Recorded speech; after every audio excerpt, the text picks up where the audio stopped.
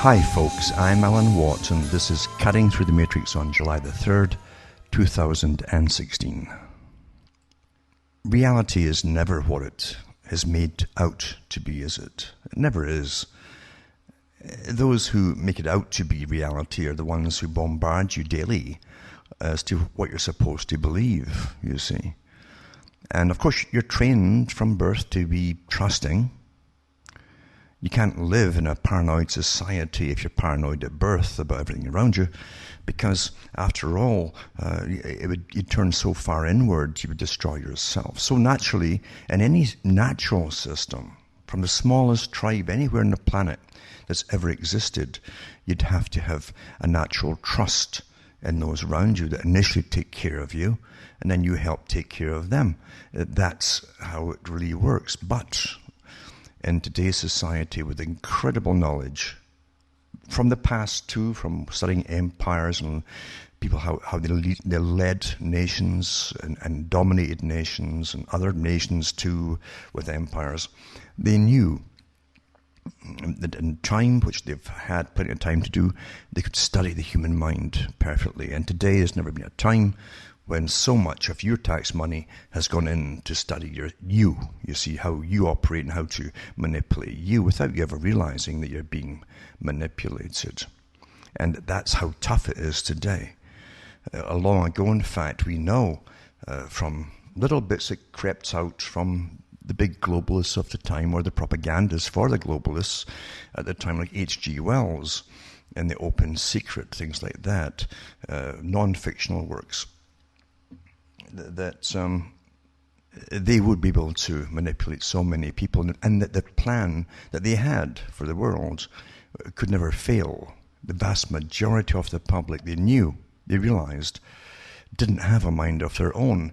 It was their training, their indoctrination, their education that gave them what they thought was reality. And so a different reality, of course, and it was very evident in, say, the 19th century. It's very, very evident in countries like Britain with the class system that a different reality was given to the working class, and another one for the middle class, who had a little bit of, they wanted to be like the upper class, but they could never get up there because they were frowned upon by the ones who basically used them at the top. So it's quite interesting that so many works were done, even much, much earlier, in fact, on how this class structure worked, how it maintained itself, and of course with lots of works on the value of even basic education. Education doesn't mean you're being taught truth or reality. You're being given an indoctrination, that's another word for it, an indoctrination that's authorized by those who already own your country, and own you, technically speaking, too.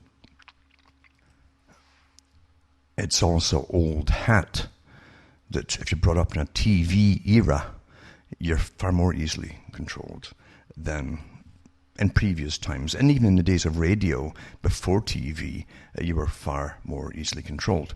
Because if you can use more senses, natural senses that you would use in face-to-face conversations with people, the more senses you can bring into play, then the more real it must seem to be, as opposed to reading articles in newspapers, you see. And newspapers too, even they flourished from early times with drawings of events, and then in came the camera, and they found ways to put the photograph on paper, more realistic, and even that had more import as well, you might say, because the whole idea is to get an impression across to people. If you study newspapers, for instance, you'll often see that the headline that portrays something is totally different from the story concerning the headline, and again, even more totally different from the photograph splashed on the page. You can have totally different meanings depending on what part catches your eye, if you go on to the next part, which is the writing after the photograph, or not, things like that. And this is all done in a psychological fashion. Because it's awfully important that you believe what they want you to believe, not what actually happens or what's being said, but what they want you to believe. That's what's important. Always, you see. Now, I've given out so many PDFs over years and names of books and so on, so much so, in the thousands of broadcasts up there, that there are people who've made their living writing books on the stuff I've given out, in fact. So, remember, you can find so much at cuttingthroughthematrix.com through the archives to do with some of the topics I mentioned, because everything I've mentioned in the past relates also to the present, always the same. When amazing revelations come out, where it's in H.G. Wells's day or the present, to do with the near future, even the distant future, you can take it to the bank. And it's the only bank that doesn't fail. Mind you, no bank really fails at the top because they're all owned by the same little clique. But you'll find that they do tell you what they're going to do with you. And they can be awfully arrogant about it at times too, including those in academia that work for the big bosses of the planet, who again are awfully snobbish in a sense, the way they carry themselves around and the noses in the air. I'm so clever that I can't talk to you down there, you see. Because they think they're too in the know, even though they themselves, as Julian Huxley said at UNESCO, and I read the speech on there that he gave, he said that there are many helping us getting into this whole global society where all structured systems will be enforced by force, what do you think? And total control of everything will be Sovietized and beyond the Sovietized type of system, you see. Where you're bred for your station in life, the kind of Brave New World scenario mixed initially with the George Orwell 1984 scenario. They both coexist at one time until their main goal, which is to basically, which is easily done actually today in the West, no doubt about it, the West before any other place, because they had more work done upon it, on the brains of the folk. They can certainly bring in a system where you won't have children at all. Most of them don't want them anyway, and except the newcomers, they have them. But the other ones were awfully good citizens. They didn't have the children. They went after the commercial stuff, the materialistic stuff, as Charles Galton Darwin advocated, and they end up, just having pets and things like that. That's how the West has gone. So they were awfully good citizens. They brought the population down, and now they bring in other people who will have children in order to pay off the national debt. That's the excuse we're given, which is nonsense. The goal is to eradicate a lot of the people from the West, to be honest with you. And they themselves, they were given the blame. All those who participated and joined the military or were called up or go to prison in major world wars, all those, they're blamed by the people who helped bring the wars about, actually, and benefit off them too, and who bring in your globalist society. They blame the ordinary folk for going into the military, even though they could be put in prison or even shot at times for not doing what they were ordered to do by their nations. They blame the people of the West for the big world wars, the worst kind of wars we've ever had, because of the technology involved, the massive death rates, etc. It really is pretty awful, isn't it? You can't deny it. It's terrible.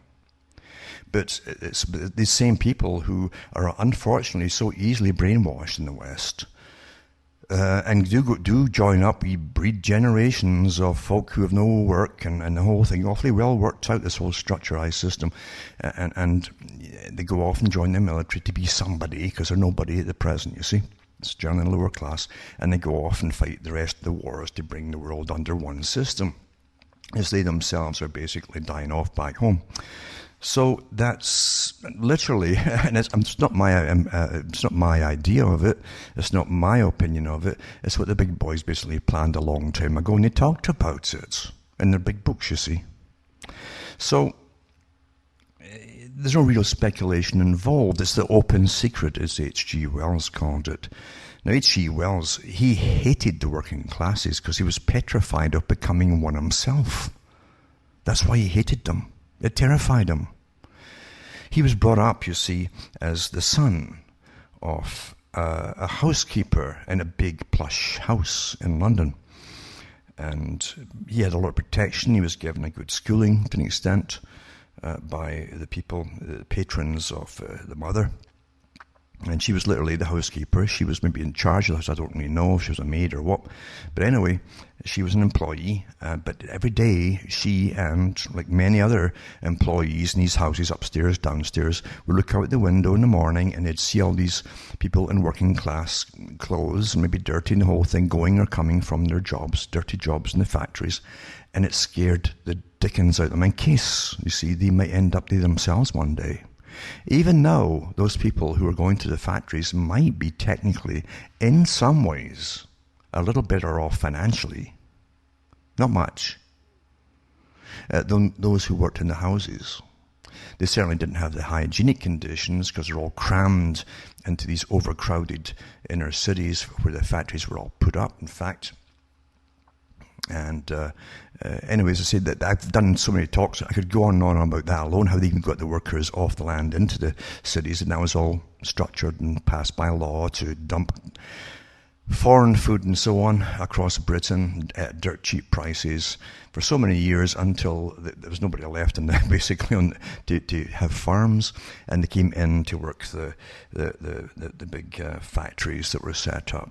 It was the Lord Rothschild who put the law forward, called the Corn Laws, and basically that allowed the foreign imports to be dumped there at dirt cheap prices. He made sure that happened because he undercut everybody. He bought it all in bulk, undercut basically the nation, and these folk and their families had to move into these disgusting conditions as they died off, because they didn't last that long, working 12 to 16-hour days. Generally it was 16-hour days. And that's how the system has worked, you see. It's always planned that way and coerced that way. So much so, in fact, that when World War I broke out and then II, the rationing was so severe in Britain. I mean, they had a lot of folk dying of literally malnutrition. That's all kept quiet even to this day. With the heavy rationing they had, because there was so few people, so few farmers left. That's a fact, folks, that most folk don't understand. And most of their food was imported from abroad. So when the embargo went on Britain, but with the basically Germany putting submarines around the coast and sinking ships that were bringing in grains and food and meat, in fact, and canned meat and all the rest of it, fruit, etc., into Britain, it got really bad for those still living in Britain. But it doesn't matter that the folk in Britain were put down as bad as the Germans by another group, of course, that ran a lot of the things that were going on. And they wanted them eliminated because when they did go to war, they would be utterly ruthless. They would fight the wars. They'd keep joining up as they died off. More and more would join up until they won the wars, and therefore they had to be eradicated. That's basically it. And the rest of it you can find out for yourselves if you dare. But anyways, I say H.G. Wells said that the open conspiracy, that everything's out in the open. It's just that most folk won't find them because the major media, which he helped, on occasion, was in total control even then of the thoughts that you would have as an ordinary citizen, you see. And that's how it really worked. Those who worked for governments, and there was lots of civil servants in Britain at that time, and the old remnants of the empire too, and so you had stacks and stacks of civil servants and foreign divisions and domestic divisions, but they all knew what was going on, and what was going on was never what the media reported to the general public, and nothing's changed to this day, except that Britain doesn't have the so many civil servants as it used to have. They're getting up there again, mind you, with the globalization, etc., and they have been for a long time, because the group that wanted globalization in the first place, total domination, already owned Britain at that time. And since Britain had their empire, then Britain would be used primarily to bring this empire about Eventually it was handed off to the US, and that's why they allow Britain at the moment to go through this kind of fake exit thing, because it sounds wonderful, but they won't just hand it over to them, as you well know. They say it's so intricate and so heavily involved, yada, yada, yada, and so many treaties, etc., that it would take years to undo it all. And this is how they're going to play the game. And already you see the Sovietized type of globalist types and their puppets, lots of puppets that they have, in fact, trying to make it hard for Britain, just like spoiled children at school that turn on somebody that won't go along with something. It's the same technique, but they are very primitive at the bottom, aren't they? I'm talking about what you think are the leaders, political leaders. They're very, very childish and primitive, but they're not the real leaders at all. And it is very sad that all this supposed evolution of humanity, and I call it very supposed. It's we live in nothing but theories today that are taught as fact, which are awfully handy when certain folk will always benefit from them, just like global warming. But you find that we do live in such fantasy that it is astonishing. It really is astonishing to me. Don't let it eat you up if you do catch on. Don't let yourself get eaten up by it, because it can do that. And you have to learn to often, on a daily event most of the time, just doing basic chores and going to a store for this or whatever, to listen to normal conversation of what's normal people. And you accept the normal person, watches X amount of TV every day, so much TV news they still get. They watch their sitcoms and whatever they're into at that time, and they get overloaded too with indoctrination in that method, and everything else, even the internet, is totally controlled as well. Remember, you're living in full spectrum dominance. That's what the US military calls it, or those who control the US military, up at the top, the intelligentsia type of thing. And they mean that everything is controlled. Everything is. So you have to understand, you take everything you hear or see happen. You must take all with a pinch of salt, because it's so devious today that you have to unravel the different chess pieces, you see, and where they've been placed and how the game is played. You're going to unravel it to find out where it's supposed to be really going, and what you're supposed to think as opposed to what you do think, you see. Now, in full spectrum dominance, it doesn't matter what you look up on a particular story, you'll find the same. It's not just a theme anymore. You find often the same verbatim phrases used over and over, repetition of the same phrases.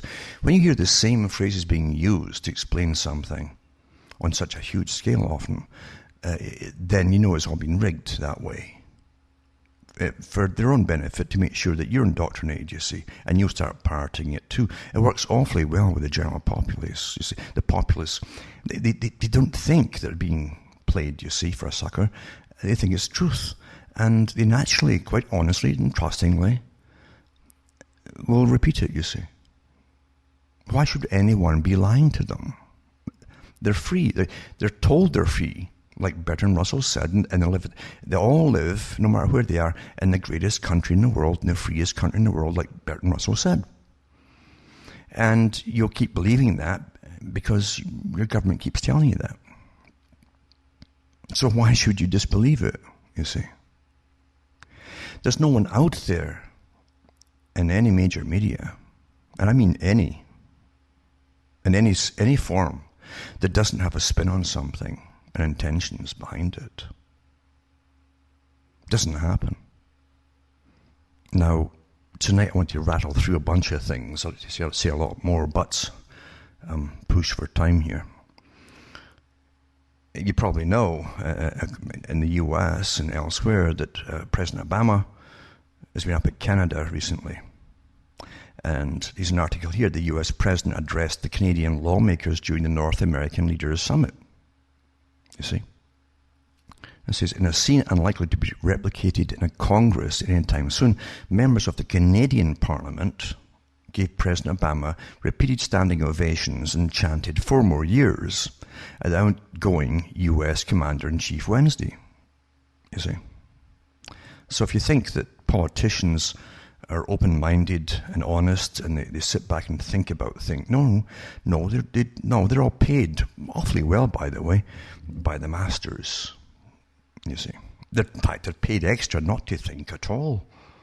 And it's not difficult for many of them. Now, it says Obama was visiting Canada for the North American Leaders Summit between the U.S. President, Mexican President Enrique Pena Nieto, and Canadian Prime Minister Justin Trudeau. It says it was dubbed the Three Amigos and dude diplomacy. Like, they're very trendy and comical. Dude diplomacy.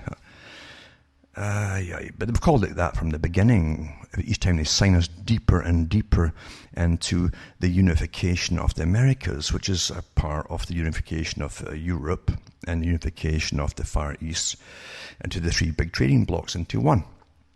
A plan that was at least discussed and published well over 100 years ago.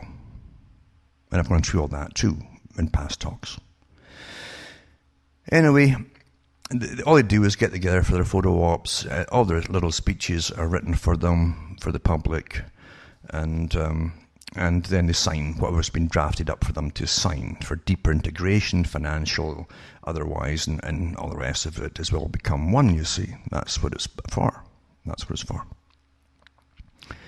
And I'll put that up tonight. All these things that I mention, I put up the links for you to look up for yourself. I'm not making this stuff up.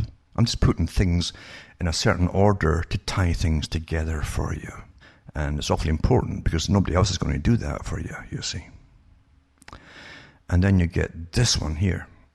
Canada, the US, and Mexico Wednesday mounted a fierce defense of free trade. As you know, free trade isn't free trade. Because I've gone through how it's all written. It's very complicated, very in-depth. Free trade, whether it was the European Union or anywhere else, it's all the same group who drafted all up for them, you see. One group drafts the whole planet up right at the moment. And it's the same group who created the Bank for International Settlements, the big one, you see, the big boys, and the IMF, they own that too. These are all private corporations which they own. And they own the UN, by the way, as well.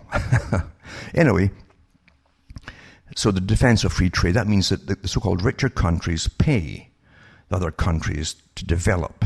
Your tax money flows their way. You must import anything that the tax money builds in the other countries, these countries, you see.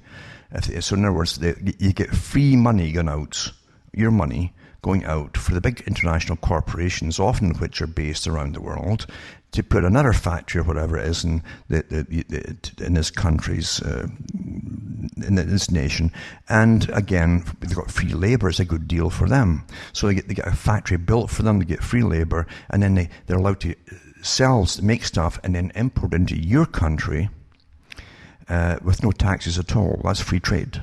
You simply buy their stuff, you sell nothing to them because you don't make anything anymore, and your money flows towards them all the time. That's what it's all about, folks. That's how it works. It's very simple. There's nothing complicated about it. See? And every politician is well aware of what I'm talking about, you see. Your factories all went to China. It was planned that way. You paid for them moving to China and any losses the corporations said they might incur on the way and setting up in China. And even for years, maybe for 15 years, you'd still pay for them for any losses they think they might have incurred as they built up their name again. That was free trade. And you're left with nothing back home except what they call a service economy. You service things that are imported when they bust down, generally by taking them to the dump since you can't repair them. Now, that's really what it is, you see. So they might have a fierce defense of free trade, vowing to deepen economic ties. That means if one goes down, one nation, you're all tied together to bail them out, the same as Europe, you see. That's why Britain ended up pulling out. And I'll tell you, it was mainly the working folk in Britain because they've been literally despised by the global leaders and tossed aside and tossed on the economic rubbish bin, or the trash bin, basically. They've been put in the trash mountain. That's literally, And so they voted to get out of Europe. They're sick of having their money flow into other countries for bailouts, bail-ins, bailouts, etc., etc., etc.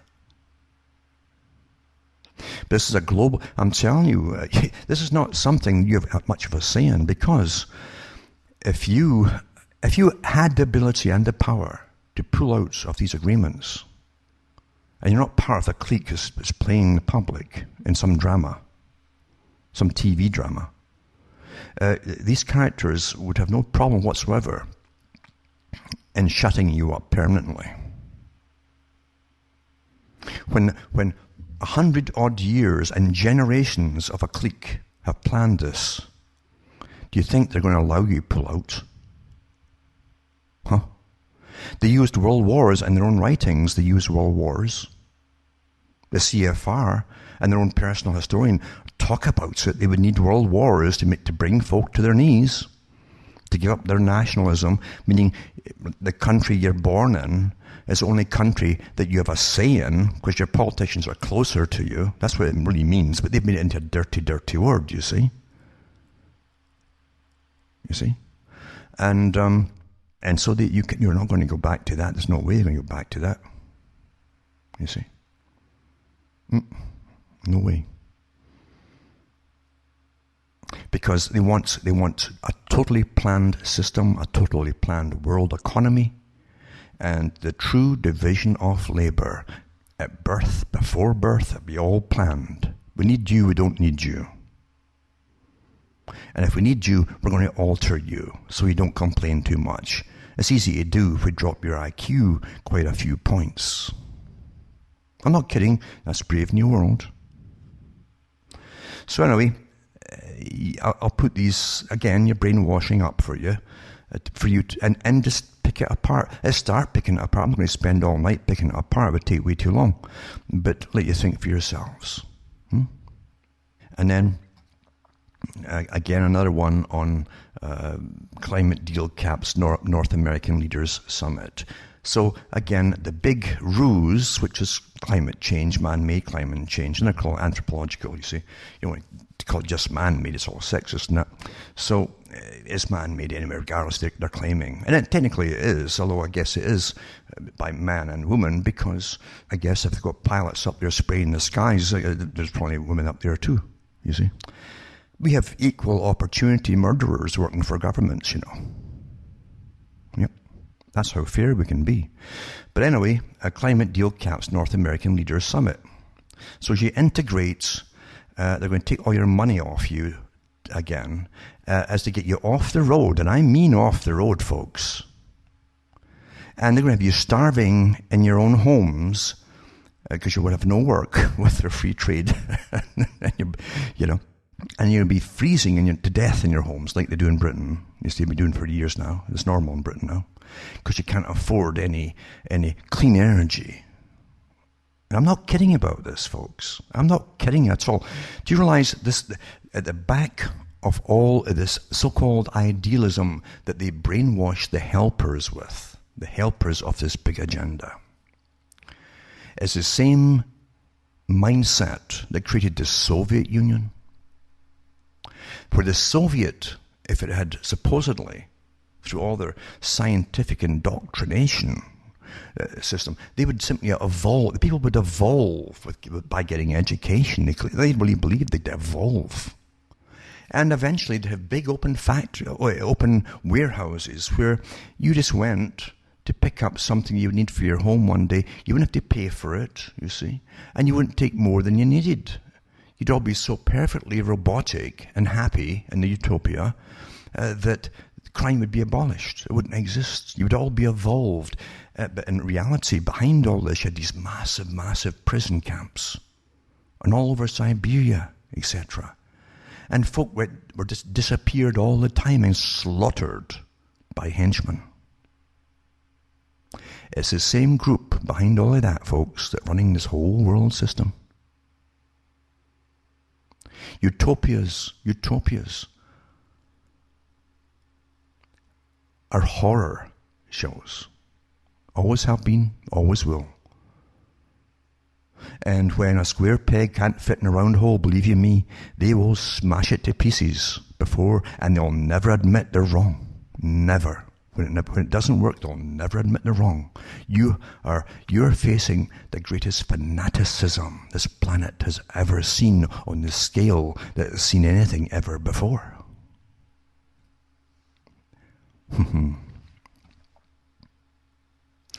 So anyway, I'll put these up tonight for you, and I want to continue because I say I've got quite a few things to push on with. Now, this ties in as well. Now, I put an article up to show you the farce, the psychological farce and mindsets of the people as their venom comes out of them. Venom. And this is from a Canadian newspaper that's globalist and the whole bit. And it says, how to explain Brexit to your children without traumatizing them. Traumatizing them? And I'm telling you, this stuff's pretty well pornographic as well. You wouldn't talk to your children like this. How it start? I'll put the link up and let you read it for yourselves. But it gives you an insight into the venomous people who write these articles. They're supposed to be responsible for the thoughts you'll have in your mind.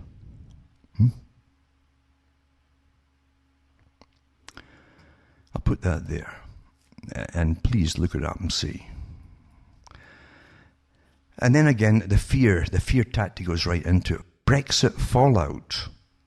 Britain pulling out of this union, which again hasn't actually happened because, as I say, they're going to be so punished, like bad children. You shouldn't have done that. You should have voted this way, you nasty bad children. Britain's poorer than it's ever been before for the average person down the bottom. It's awful. When the IMF calls in for Britain, and they've signed it all into a treaty, and all the other countries, for Britain to hand another 150 million euros or pounds into the central bank there to bail somebody else, they've got to do it by law. And you wonder why they get poorer. Where does the money go? It's money heaven again, eh? That money heaven play. Who's got the keys for that, eh? Who owns heaven? Now, it says the Brexit fallout will put Iraq foreign policy calamity in the shape. What foreign policy calamity? That's the way it's supposed to have gone in Iraq. We had Kissinger say so. He said, if I have my way, I'd rather that these wars across the Middle East, when they start, this was long before they started, you see. Well, not that long before it, because it was all planned and he knew it. And so was Brzezinski. He says, to be totally dysfunctional, and then we're bombed into the Stone Age, basically. And dysfunctional forever, with lots of different rival groups fighting forever and ever. Then they'll be dysfunctional. Well, they got what they wanted. So it's not a foreign policy calamity. It was the way it was planned to be, folks. And it's becoming clear every day that severing alliances with Europe will be a disastrous decision, says the Mirror columnist Kevin Maguire. Why, Kevin? Why don't you and yours go off there and sort it all out in Iraq? And then there's this one here. Theresa May scrapped the aerial border surveillance for Britain, despite warnings from former security minister. Theresa May cancelled an aerial surveillance program designed to stop migrants. These are illegal immigrants, they used to call them, It's not like fish in the sea, just migrating to one place and one part of the year, one place another, or birds for that matter, crossing the channel into Britain to save money. So she stopped. Supposedly the program is to save money, despite warnings from a former security minister. The Telegraph can disclose. So she scrapped a £4 million surveillance contract, despite being told by Baroness Neville Jones, the former security minister and chairman of the Joint Intelligence Committee, that was a risk to Britain's border security.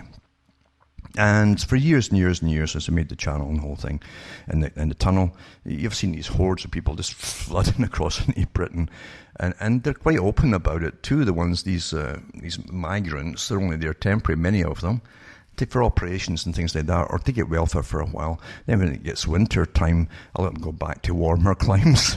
They've got homes in different countries too. It's quite a joke, folks, and I've read some of the articles over the years, and it's just to destroy the people in Britain. But that was what it's all about, actually. It's been awfully successful. It's done. And then this one here, the distant Republican terror threat level raised in Britain. So right off the bat, you've got the revival of what?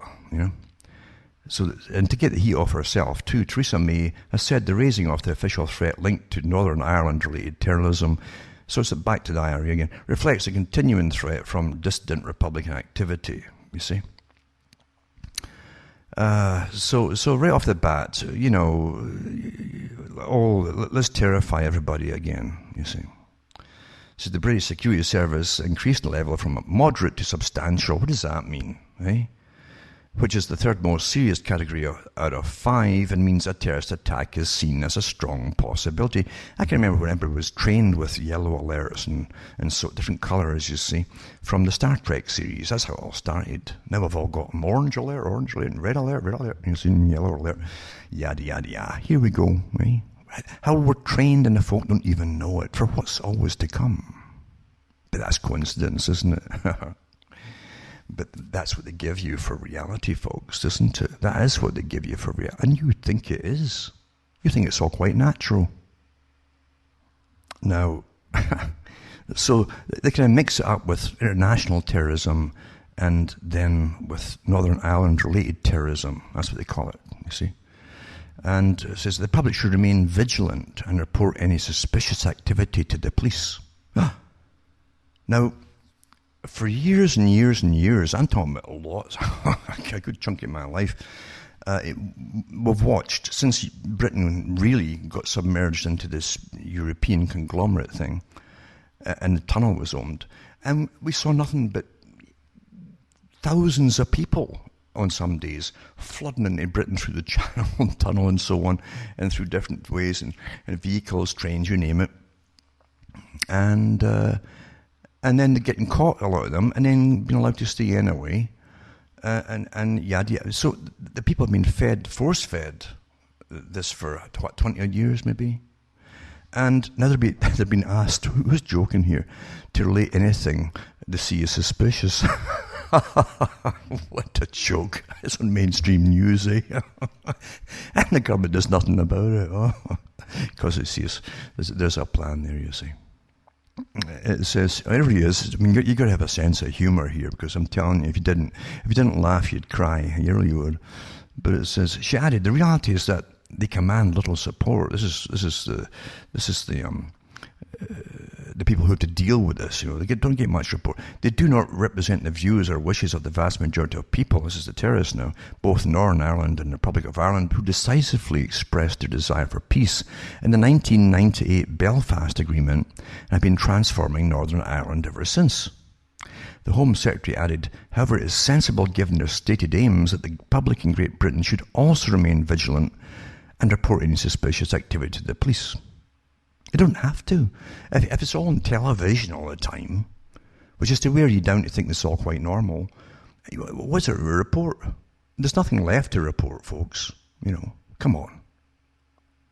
And we had all the disclosures years ago about many. The guy at the top of the IRA at one point was an MI5 agent. Huh? That was on the papers. Who was running what? I mean, we live in beyond Machiavellianism. Beyond that, way beyond that, with all the sciences involved. Honestly, we do. And then we go on to Italy. As soon as Britain pulls out, chaos at Europe's big banks. Italy begs for bad loans bailout. And that International Monetary Fund, the private organization that's owned by the same group who set up the integration of Europe, who drafted it up, in fact, and it was signed by the leaders, who drafted up the North American Agreement for integration as well, and NAFTA and so on, and boasted about it on television. And the Far East, you see, conglomerate too, the three trading blocks. They own the IMF, and they own the Bank for International Settlements. They own the United Nations. They set them all up, this one organization, years ago when they're a different name. I've gone through all in the past and go into the archive section, as I say, cuttingthroughmatrix.com, and make use of it. It's all in there, folks. But the folk who just want it handed to them would take the last breath out of me and ask me personally to reiterate it all again for them so they can write another book. But no thank you. Do the work yourself. It's all done for you, actually, at cuttingthroughmatrix.com, the archive section. If you're really serious, you'll do it. And if you're not, you won't. Your mind will be distracted by some other little passing fad, and that'll be that. So anyway, the chaos at Europe's big banks. And it says the banking sector is braced for chaos, with Italian giants desperate for a bailout, and Germany's biggest lender deemed a threat to the world economy. It says in Italy, politicians begged the European Union for permission to bail out troubled lenders, sitting on more than £300 billion worth is, of bad loans. It's a British paper, you see. And then they talked about Portugal's already doubled down on austerity measures as poverty measures. And it says an international money fund said that Germany's Deutsche Bank posed more risk to the global financial system than any other lender. The Deutsche Bank. This is reminiscent of the Depression in the 1920s and 30s, because it started supposedly in one of the banks in Germany and then spread, because they're all interrelated, these banks, you see. Often the major shareholders are owned by the same group. Concerns were already raging over Italian banks due to the huge amounts of dangerous credit on their books. Led to the launch of a £4 billion privately backed rescue fund in April to shore up suffering lenders. I've seen a lot of suffering lenders. Have you seen them? You can always tell they're suffering. But there were fears that this might not be enough. Wow. And then they never let a good crisis go to waste. And I get another article, Italy eyes a $40 billion bank rescue as the first British exit domino falls. It's all Britain's fault, you see. It all spins, eh? And you expect a truth, an honest thing on any... Come on.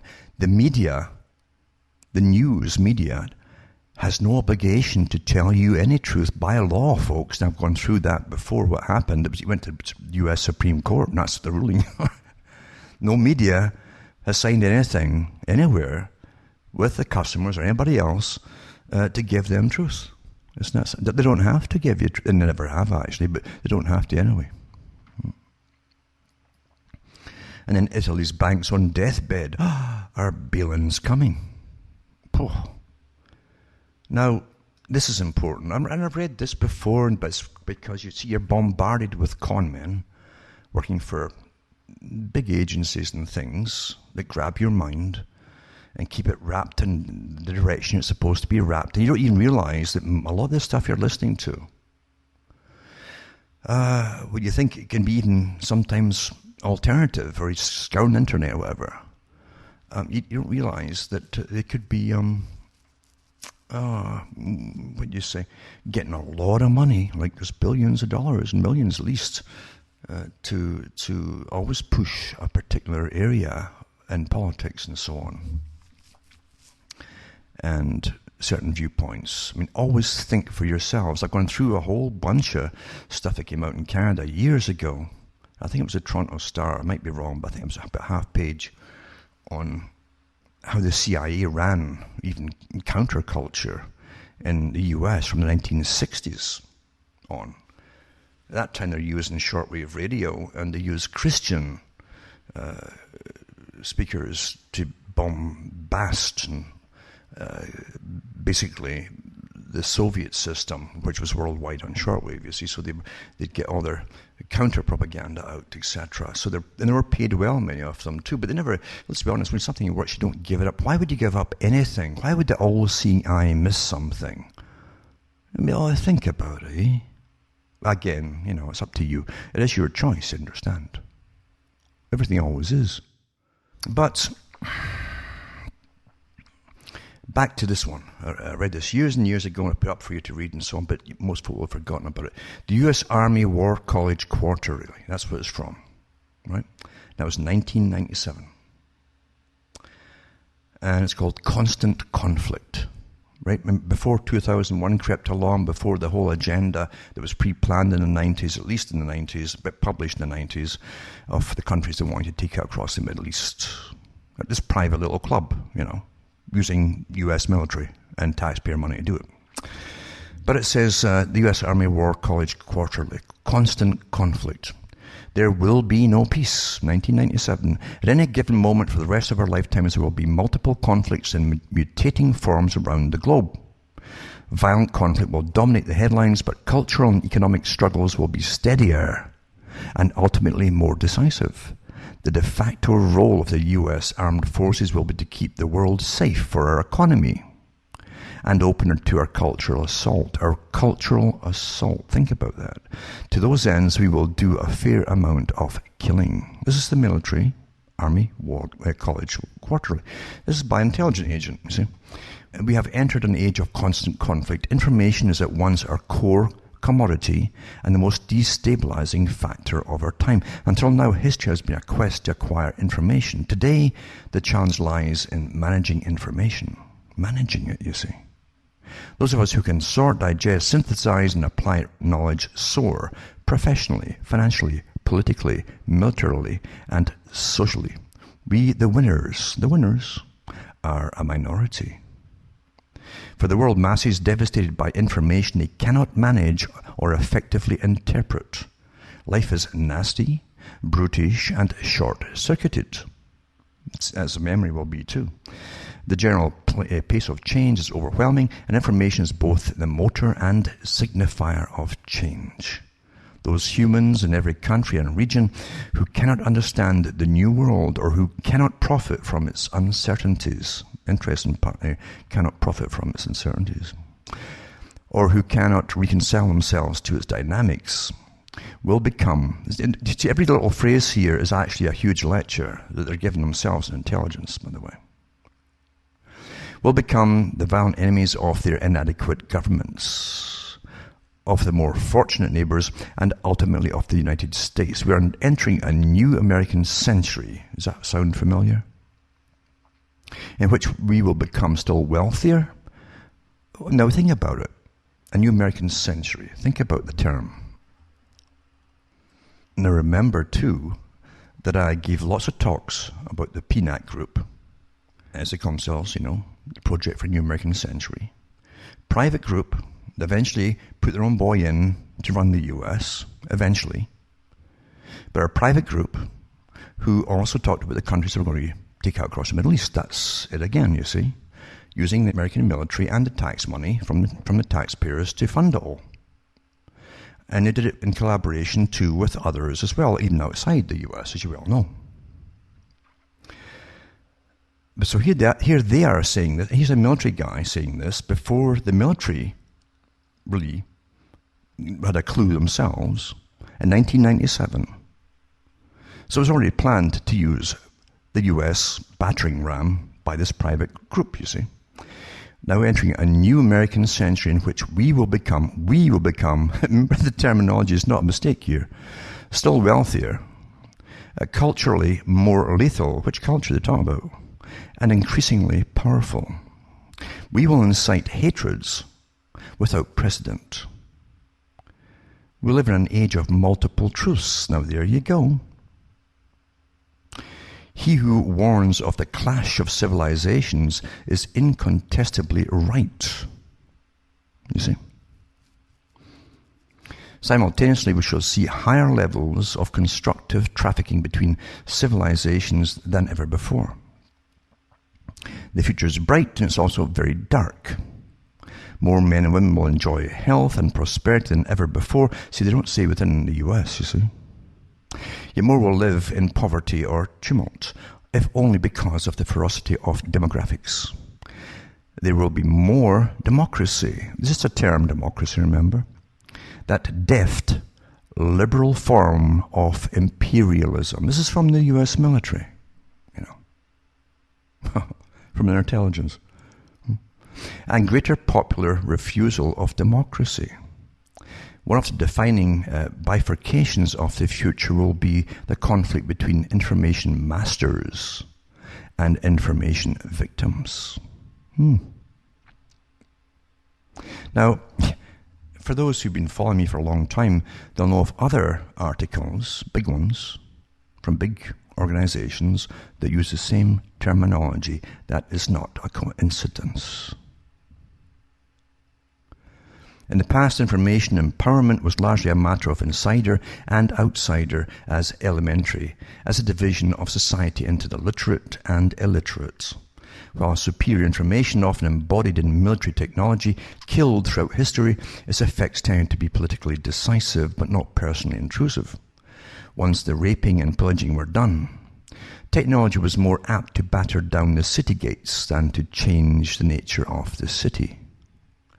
The rise of modern West broke the pattern, whether speaking of the dispossessions and dislocations caused in Europe through the introduction of machine-driven production, or elsewhere by the great age of European imperialism, an explosion of disorienting information intruded even further into Brodel's structures of everyday life. Historically, ignorance was bliss. Today, ignorance is no longer possible, only error. Now, the whole idea is planned error. You see, and they don't say that part, but I'm just pulling it in for you to understand. Now, think very carefully as I'm speaking here for yourselves. Think for yourselves and try and remember this. Try and remember it.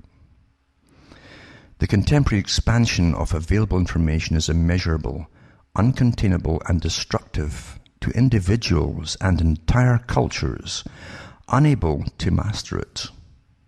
The radical fundamentalists, now listen to this, the bomber in Jerusalem or Oklahoma City, the moral terrorist on the right, or the dictatorial multiculturalist on the left, are all brothers and sisters, all threatened by change, terrified of the future, and alienated by information they cannot reconcile with their lives or ambitions. So in other words, there's a group here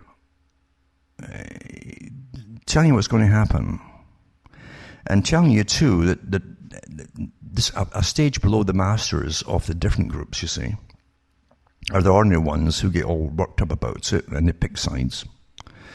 And regardless of their stance, whether they think they're right-wing or left-wing or the dictatorial multiculturalist, they're all brothers and sisters in so much. What they mean by that is that they're all threatened by change and terror of the future. But they're telling you too that this is planned. Well, who planned? Who is this guy working for? This intelligence guy in the military. Their fear is volatile. I think it was Karl Rove that said that. It broke the story years ago, and it's been parroted ever since. But he talked about the media, the media all coming to hear what the politicians were saying after a big meeting. He says, we create reality, and when we speak it, basically, you'll follow that story and you'll just repeat it, and then we'll change the reality again, and you'll repeat that too, and that's just the way it'll keep being. We'll keep doing it. That's how it is, folks. You see, that's how it is, right? And this article I'm reading is from a guy who's been taught the system. On behalf of his masters too, believe it or not, yeah. So information destroys traditional jobs and traditional cultures. It seduces. Remember, it's information, not truth or fact. It's weaponized data. It betrays, it remains invulnerable. How can you counterattack the information others have turned upon you? There's no effective option other than to comparative performance. That's Bill Clinton. I did not have sex with that woman as he stared at the camera. For those individuals and cultures that cannot join or compete with our information empire, there is only inevitable failure. Of note, the internet is to the techno-capable disaffected what the United Nations is to marginal states. It offers the illusion, listen, internet, right? The illusion of empowerment and community. The attempt of the Iranian mullahs to secede from modernity has failed, although a turbaned corpse still stumbles about the neighborhood. Information from the internet to rock videos will not be contained. And fundamentalism cannot control its children. Our victims volunteer. Right? Our victims volunteer. You must volunteer. I've told you before, the con man counts on the fact that his victim is going to help and be part of his own doom. You've got to volunteer and be part of it yourself. You consent to it. These non-competitive cultures, such as of the Arabo-Persian Islam, so they've already planned the whole wars across the Middle East beforehand, I've told you before, or the rejectionist segment of our own population are enraged. Their cultures are under assault. Their cherished values have proven dysfunctional, and the successful move on without them. The laid-off blue-collar worker in America and the Taliban militiamen in Afghanistan are brothers in suffering. This guy ain't worried, you see. He's in America writing about it, writing for the establishment that controls America, but he's not weeping either about the blue-collar worker losing his job. What a boast, this whole article. This is just the start of it. I'm going to read more of it to you next week, and we'll see who else grabs it in the meantime. But anyway, that's only part of where I'm going with all this stuff. My message is for you to, I've always said it, haven't I? Don't follow me. I just dish out the information that they put out at the top, which is more revealing about their plans as they boast about it than the news coverage that they're going to give you to reinforce their plan and on your mind. I've always told you to think for yourselves. Always think for yourselves. You'll be lonely. You will be lonely. And you have to learn to act once in a while. Learn what the local sports teams are, who's playing. Don't need to know about anybody, even the games. Just say, how about them so-and-sos, eh? Yeah. Oh, yeah. No, they're going to whip so-and-so. Good, And you'll be accepted. That's all it takes, you see. And you're going to be like Winston, stumbling through life with his deadpan expression sometimes. Because honestly, knowing the truth, never mind saying it, can be dangerous to your health. When such big stakes are there. When folk can plan the slaughter of millions of people using your tax money and your weaponry and your militaries. Millions of people planning it in advance. And you think they're going to allow you to, I live in a democracy, I'm going to have my say. Oh, yoy. Sad, isn't it? Now, I'm just going to tell you, I'm still battling for my own health, and doing what I can at the moment. And at least I found out that certainly my immune system was racked when back in the 90s, late 90s, I had an attack of, it was a spinal problem, and then it gave me big doses of cortisone, which stopped my immune system dead. It was on it for months at the time. And that allowed this darn thing to creep in. However, it can be cleared up if I can get the meds for it. And the flu simply brought it to the surface. Anyway, from Hamish, who's still just about kicking, just about like me. Just, as I say, just kicking. It's good night. May your God, your gods go with you.